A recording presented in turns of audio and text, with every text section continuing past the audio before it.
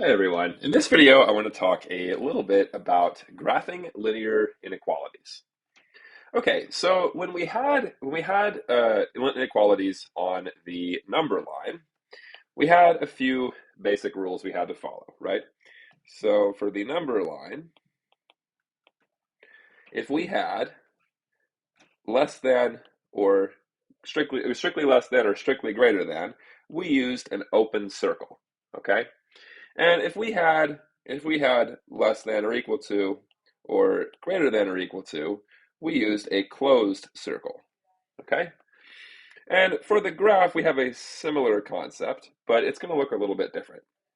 So for the two-dimensional graph, kind of like the one you see below here, if we have a strictly less than sign for our inequality, we're going to use a dashed line, okay? So you're going to use little dashes for your line instead of a solid line. And then I guess predictably, for less than or equal to or greater than or equal to, we are going to use a solid line, okay? This is how you're going to distinguish. So what's happening here on the number line when we had strictly less than or strictly greater than? It meant that we were including everything greater, less than or greater than the particular value, but we weren't including the value itself. Okay, and on the graph, it's very similar. You're going to include everything up to that line, but you're not going to include the line itself. And for greater than or equal to, less than or equal to, on the number line, you would include that point, so we would fill in the circle.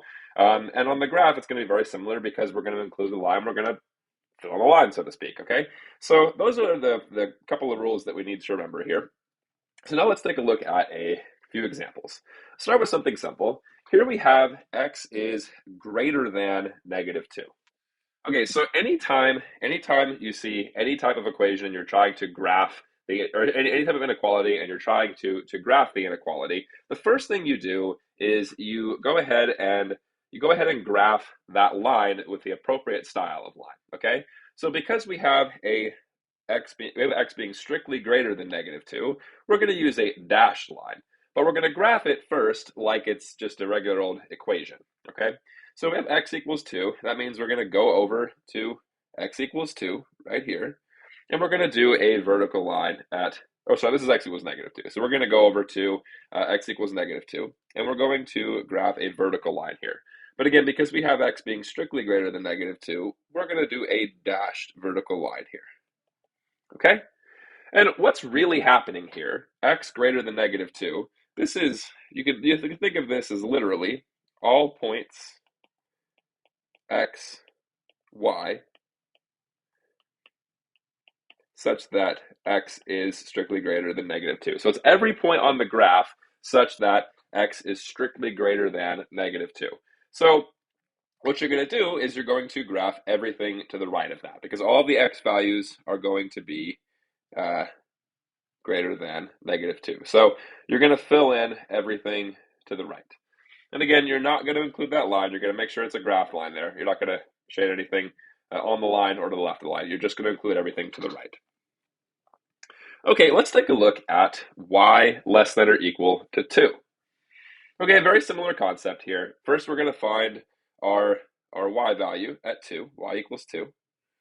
Okay, and let's find our appropriate line. We have y less than or equal to 2, so we're going to include the line y equals 2, and we're going to just go ahead and graph that. And now if we want y less than or equal to, this is all points x, y, such that y is less than or equal to 2. Okay, so this is going to be all points on the graph such that the y component is less than or equal to 2. So that's going to be everything beneath the line. So you're going to shade everything beneath the line. Okay? You don't have to be overly artistic about it. If you're on a test and you see this, you can, just as long as I get the point, I'm not overly worried about making sure the shading is perfect. Obviously, I'm not the best at this, so no judgment. But okay, next we have something a little bit different here. Here we have y greater than or equal to 2x plus 5. Okay, so now we have something that looks a little bit more like a linear inequality that we've seen before. So we're going to just take the exact same process here, and we are going to go ahead and graph this line as if it were an equation, right? So we're going to graph.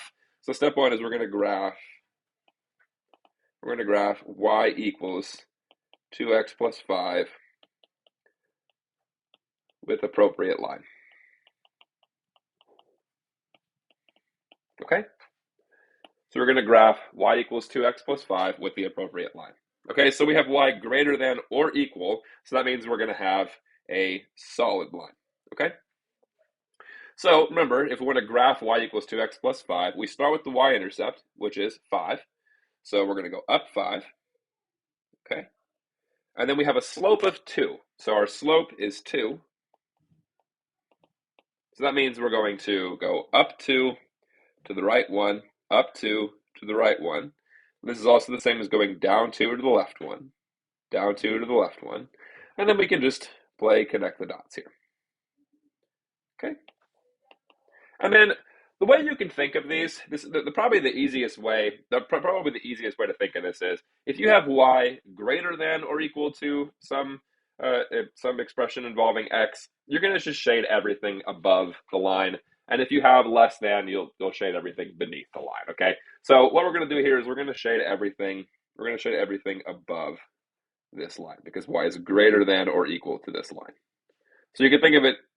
You can think of this as like all of the points on the graph, such that the y component sits above this line, okay? Or all the points that are above this line, okay? So not too crazy. And now let's take a look at this one. Here we have y is strictly less than negative 1/2 x plus 4.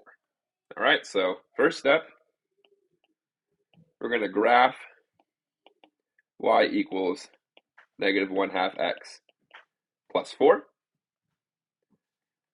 All right, so we're going to use the appropriate line. Here we have y is strictly less than negative 1/2 x plus 4. So that means we're going to use a dashed line to do that.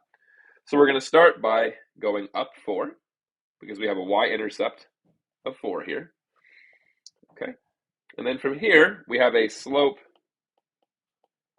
of negative 1/2.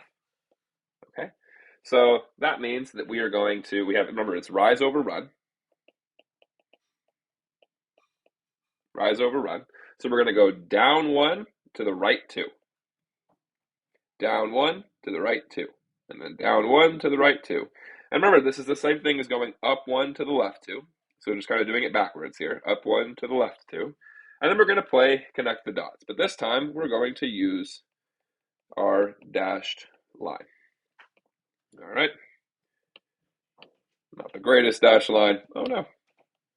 But you do get the idea here. Okay? So that's roughly what your line is going to look like. Okay? And then now we're going to see what part we're going to shade. We have y is less than this line, so we're going to shade everything beneath the line.